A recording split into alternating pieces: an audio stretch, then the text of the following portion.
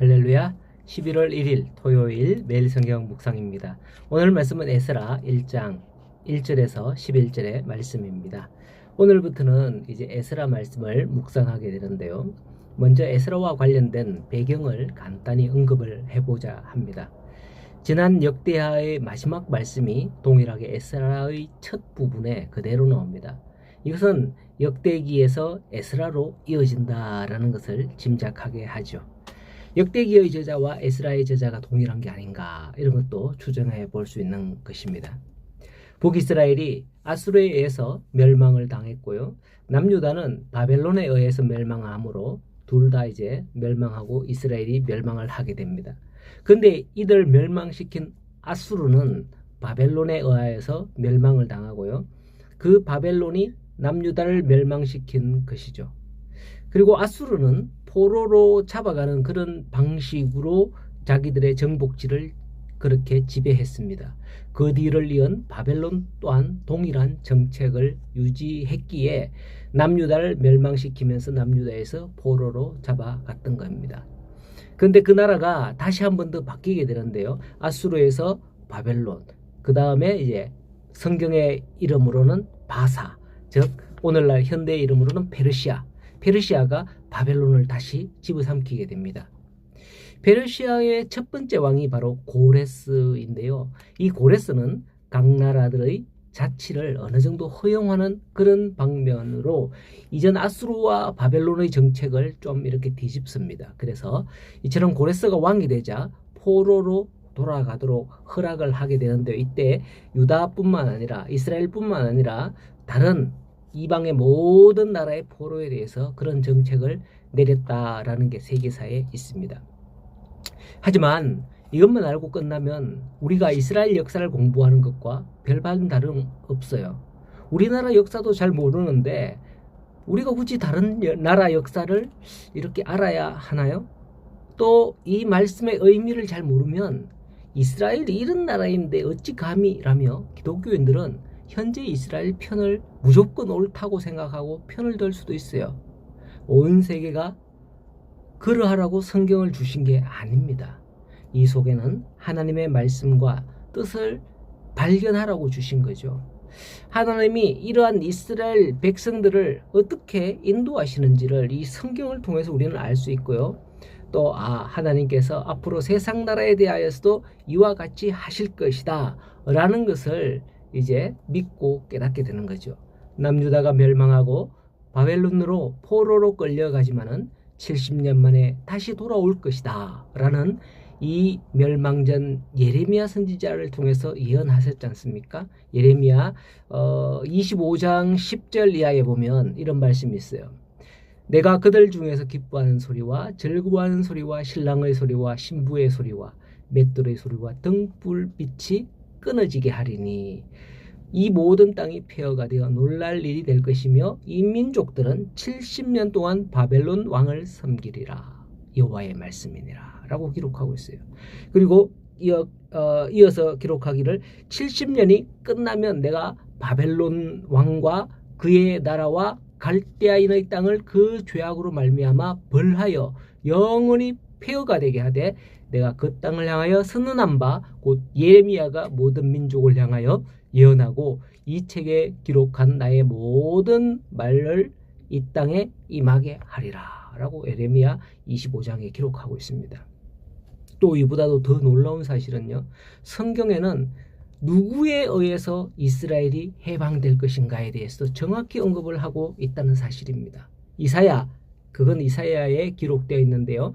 이사야 44장 28절을 보면 고레스에 대하여 이러기를 내 목자라 그가 나의 모든 기쁨을 성취하리라 라고 말씀을 하죠. 바로 이스라엘 백성들을 70년 후에 해방시킬 그 인물이 바로 누구냐? 고레스라고 이사야에 이미 그렇게 예언되어 있었다라는 사실이죠.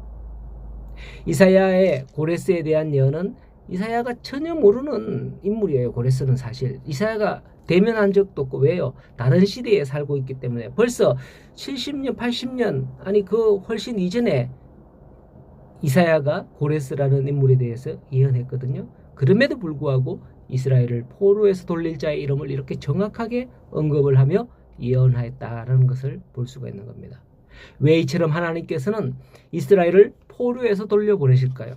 그것은 바로 다윗의 등불이 꺼지지 않게 하시겠다라고 말씀하신 대로입니다. 그것은 열왕기에 주로 기록되어 있는데 열왕기상 11장이나 아니면 열왕기하 8장 19절에 보면 이런 말씀이 있습니다.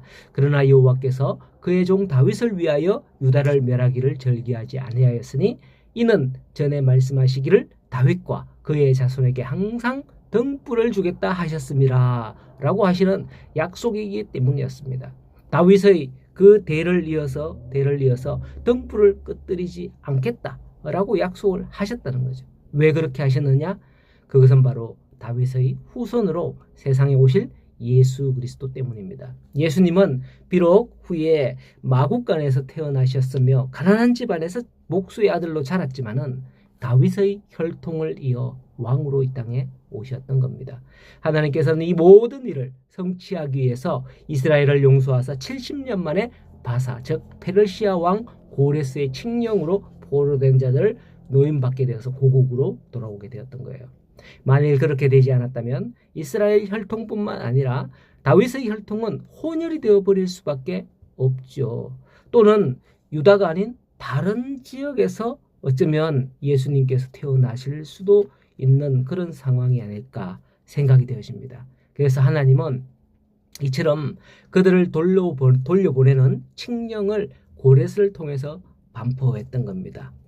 본문에서 고레스가 이스라엘을 돌려보내며 하는 말이 2절의 이하에 보면 하늘의 하나님 여호와께서 세상의 모든 나라를 내게 주셨고 나에게 명령하사 유다 예루살렘 성전을 건축하라 하셨으니 너희는 올라가서 예루살렘 성전을 건축하라 라고 합니다. 그리고 전에 포로 때 가져왔던 그 성전 기물들 그런 것들을 유다 총독 세스바살에게 다 넘겨주었다라는 내용이 5절 이하에 쭉 기록되어 있습니다. 이 모든 게 다 하나님의 명령으로 되었다는 사실을 여기에 오늘 말씀의 기록에 잘 드러내고 있는 거예요. 그렇습니다. 지금도 세상의 나라는 하나님의 뜻에 따라 움직이고 있습니다. 저 힘이 있는 트럼프에 의해서 움직이는 것도 아니고 아베는 들어갔고 누구지? 하여튼 일본의 총리, 중국의 시진핑, 북한의 김정은 이런 힘과 권력 그런 것들에 의해서 움직이는 게 아니에요. 하나님의 뜻에 따라 움직이고 있다. 하나님의 예언에 따라서 그 예언대로 되고 있다라는 것을 우리는 여기서 알 수 있어야 된다라는 겁니다. 이제 남은 것은 예수 그리스도의 재림입니다. 이 또한 성경에서 예수님께서 말씀하신 대로 성경에 말씀하신 대로 올라간 것을 본 그대로 다시 오시겠다. 다시 와서 세상을 심판하시겠다라고 하는 약속의 말씀이 있습니다. 우리가 이스라엘 역사를 통해서 그들이 포로 해방을 받는 게 하나님의 예언대로였다면 예수님의 재림도 분명히 예언대로 이루어질 것이라는 걸 우리는 명심해야겠습니다. 마지막 때까지 다 이루어질 주님의 약속을 믿고 믿음 위에 굳게 서시는 우리 성도님들이 다 되시기를 간절히 소원합니다. 오늘도 행복한 주말 보내십시오. 그리고 내일 주일에 또 뵙겠습니다.